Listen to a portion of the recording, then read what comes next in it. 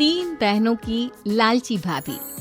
करिश्मा, रेशमा और मनीषा तीन बहनें हैं। उनका एक भाई भी है, मयंक। मयंक अपनी बहनों को बहुत प्यार करता है, लेकिन मयंक की पत्नी सविता इस मामले में मयंक से बिल्कुल ही अलग है।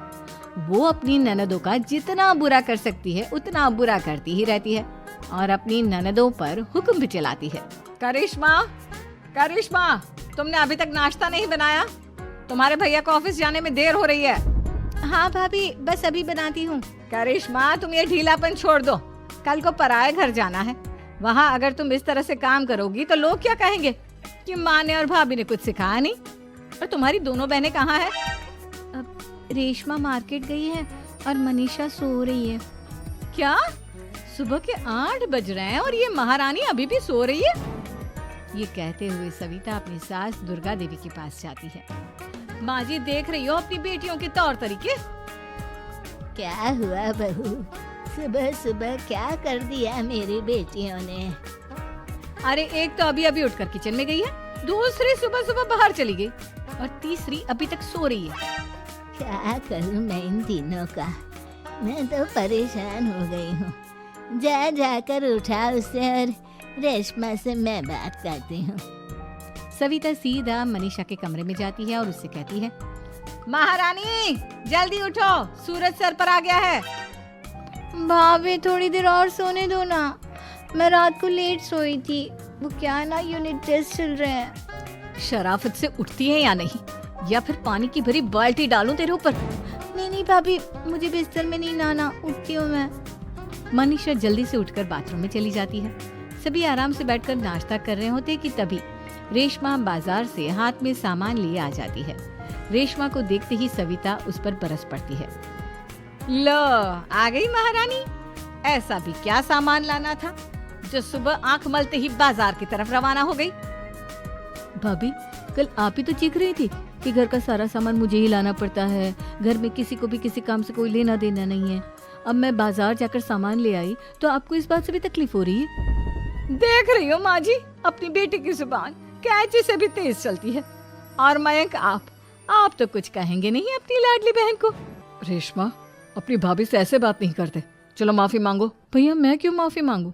आप भाभी से बोलिए ना कि हम पर कम हुक्म चलाया करे।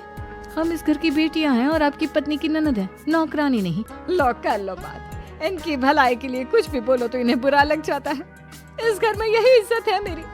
देख लो माँ जी, आपकी बेटी किस लहजे में मुझसे बात कर रही है। सविता वहाँ से चली जाती है।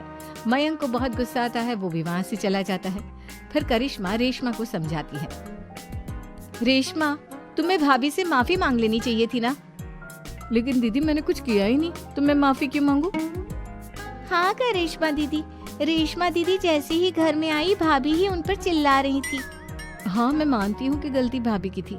मैं तो इसलिए बोल रही हूँ कि भाभी ने माँ को तो पूरी तरह अपने वश में कर लिया है। वो हमारी बात सुनती ही नहीं। मयंक भैया हमारे लिए हमेशा खड़े रहते हैं, इसलिए उनकी बात का मान तो तुम्हें रखना चाहिए था ना।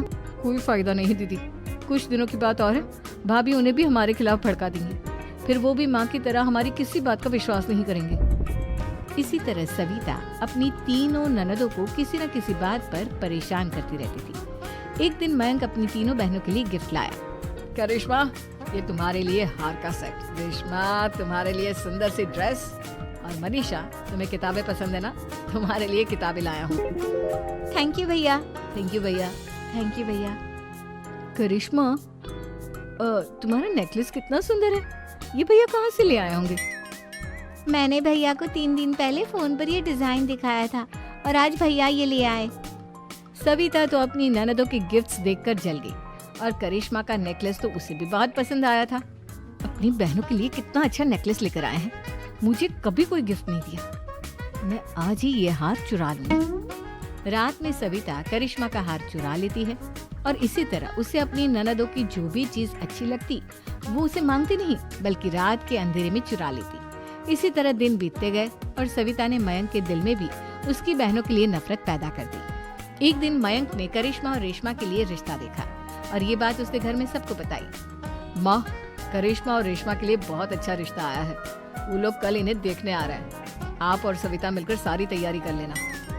ये सुनकर करिश्मा और रेशमा खुश हो जाती हैं, लेकिन सविता सोचती है, अगर इन दोनों बहनों की शादी हो गई तो घर और बाहर का काम कौन करेगा? मनीषा तो एक नंबर की कामचोर है, उससे तो किसी बात की उम्मीद लगाना ही बेकार है। मुझे इस शादी को रोकना होगा। अगले दिन सभी लड़के वालों के स्वागत की तैयारी करने में लगे होते हैं। तभी मयंक अपनी बहनों से आकर कहता है, तैयार हो गई तुम दोनों? देखो दोनों लड़के बहुत अच्छे हैं, मैं कोई कसर नहीं छोड़ना चाहता, इसलिए तुम उनके सामने अच्छे से बिहेव करना और अपनी भाभी से लड़ने मत लग जाना। करिश्मा, तुम वो नेकलेस पहन लो ना जो मैं तुम्हारे लिए लाया था। भैया मैं बहुत देर से वो नेकलेस ढूंढ रही हूँ, लेकिन मुझे मिल ही नहीं रहा। क्या तुमने नेकलेस खो दिया? तुम्हें पता भी है वो कितना महंगा था? तुम कोई काम ढंग से नहीं कर सकती। मयंक गुस्से में वहां से चला जाता है। थोड़ी देर बाद लड़के वाले भी आ जाते हैं। वो दोनों बहनों को पसंद कर लेते हैं और रिश्ता पक्का हो जाता है। लेकिन सविता के दिमाग में तो कुछ और ही खिचड़ी पक रही थी। वो पंडित जी के पास करिश्मा की कुंडली लेकर जाती है और उन्हें पैसे देकर करिश्मा की कुंडली बदलवा देती है। जब लड़के वालों के पास करिश्मा की कुंडली जाती है तो वो दुर्गा को फोन करते हैं। बहन जी, हमने करिश्मा की कुंडली अपने पंडित जी को दिखाई थी। आपकी बेटी की कुंडली नहीं बल्कि दोषों का पिटारा है। देखिए, मैं और मेरे पति इन सब बातों में बहुत विश्वास करते हैं, इसलिए हम आपकी बेटी से अपने बेटे की शादी नहीं करा सकते। इस तरह करिश्मा का रिश्ता टूट जाता है और सभी घर वालों को बहुत दुख होता है। अब कविता सोचती है, चलो करिश्मा का तो रिश्ता टूट गया, अब रेशमा का भी रिश्ता तोड़ना है। क्या करूं? अब सविता आवाज बदलकर किसी अननोन नंबर से रेशमा के होने वाले ससुराल में फोन करती है। हेलो, मैं कौन हूँ कौन नहीं ये आपके लिए जानना जरूरी नहीं। बस इतना सुन लो कि रेशमा का 2 साल से किसी के साथ अफेयर चल रहा है। बस रेशमा का रिश्ता तोड़वाने के लिए सविता का इतना कहना काफी था। अब रेशमा का भी रिश्ता टूट गया। मयंक और दुर्गा देवी ने रेशमा को खूब खरी खोटी सुनाई और उससे बार बार उस लड़के के बारे में पूछने लगी। आप दोनों मुझे क्यों परेशान कर रहे हो? अरे कोई लड़का होगा मेरी लाइफ में तो मैं बताऊंगी ना, जब कोई है ही नहीं तो कहाँ से लाऊं मैं कोई लड़का? तो तेरे होने वाले ससुराल वालों को फोन किसने किया था? माँ मैं नहीं जानती किसने फोन किया था, मैं सच कह रही हूँ। मैं तो पहले ही कह रही थी इसकी लगाम खींच कर रखो, लेकिन मेरी सुनता ही कौन है। आप चुप रहिए भाभी, ये सब आपका ही किया धरा है। अब तीनों बहनों को विश्वास हो जाता है कि ये सब उनकी भाभी ही कर रही है। तीनों बहनें अपनी भाभी को सबक सिखाने के लिए एक वकील कर लेती है और घर में हिस्सा मांगना। देखो भैया, माँ बाप की जायदाद में जितना बेटों का हक होता है उतना ही बेटियों का, इसलिए इस घर के 4 हिस्से होंगे और हमें अपना हिस्सा चाहिए। मैंने तुम्हारे लिए क्या क्या नहीं किया और तुम इस घर में हिस्सा मांग रही हो? भैया, आप और माँ हम बहनों की कोई बात नहीं सुनते हो और भाभी हमारी शादी नहीं होने देगी क्योंकि उन्हें लगता है कि आप हमारी शादी में ज्यादा पैसा लगाओगे और उन्हें हम जैसी फ्री की नौकरानी कहाँ मिलेगी। तो हम भाभी के साथ तो रह नहीं सकते, हम बहनों को अपना हिस्सा चाहिए। अरे तुम्हें शर्म आनी चाहिए अपनी भाभी पर ऐसा इल्जाम लगाते हुए।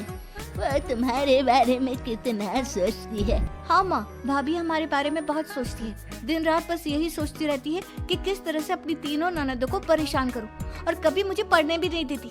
दोनों बहनों का रिश्ता भी तो इन्होंने ही तोड़वाया है और रात में हमारे कमरे में आकर हमारी चीजें भी चुराती हैं। इसी तरह सविता की तीनों ननदें अपनी बात पर अड़ी रही। अब कोर्ट में तारीख भी शुरू हो गई। जब सविता को लगा कि उसकी तीनों ननद इतनी आसानी से नहीं मानने वाली, तो उसने अपने पति और सास को सारी सच्चाई बता दी और अपनी तीनों ननद से माफी मांगी। मयंक और दुर्गा को भी अपनी गलती का एहसास हो गया। अब सविता खुद करिश्मा और रेशमा के लिए अच्छा रिश्ता ढूंढती है और उनकी शादी करवाती है।